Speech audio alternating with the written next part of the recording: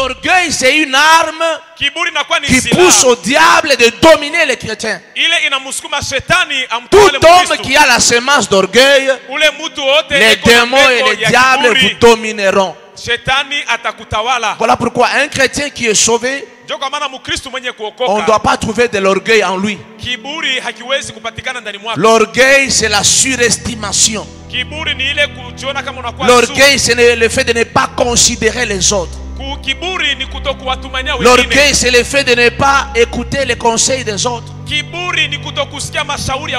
chrétiens sont pleins d'orgueil. Ils n'aiment pas qu'on les conseille. Ils n'aiment pas suivre ce que Dieu dit. Ils n'aiment pas écouter le pasteur. Ils n'aiment pas écouter le mari, la femme. L'orgueil, c'est une semence du diable.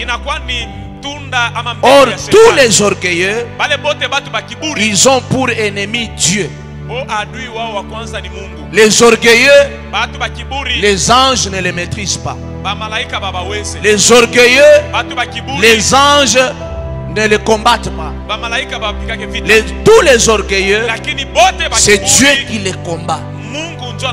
Parce que l'orgueil, c'est la semence qui a été trouvée dans Lucifer lorsqu'il était au ciel. C'est à cause de l'orgueil que Lucifer, qui est Satan aujourd'hui, a été chassé du ciel. Les orgueilleux, ce sont des gens qui seront toujours honteux et confus chaque jour. L'orgueil de la vie. Nous avons des gens qui étaient pauvres. Nous avons des gens qui se sanctifiaient parce que Dieu lui donne seulement peu de moyens, parce qu'il a le mariage, parce qu'il a le travail, parce qu'il a ceci. Il n'écoute plus personne, il n'obéit plus à Dieu, il ne fait plus, il ne se sanctifie plus. Alléluia. L'orgueil n'est pas gonflé comme ça. L'orgueil, c'est une attitude du cœur.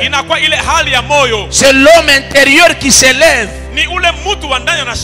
Alléluia. On répond mal aux autres. On ne respecte pas son mari. On ne respecte pas sa femme. On ne respecte pas Dieu. On ne le craint plus.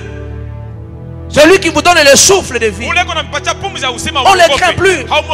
On ne respecte pas les commandements de Dieu. On ne veut pas soutenir l'œuvre de Dieu. Toutes ces choses ici constituent l'orgueil de la vie. Or, quand quelqu'un est orgueilleux, Dieu va l'humilier. Avant que Dieu vous humilie, humilie-toi toi-même. Dans la vie, il ne faut jamais attendre qu'on vous humilie. Ne cherche pas que la vie t'humilie. Ne cherche pas que les choses te compliquent. Pour que tu aies l'apparence de la sanctification de l'homme qui est humble. Il faut t'humilier toi-même.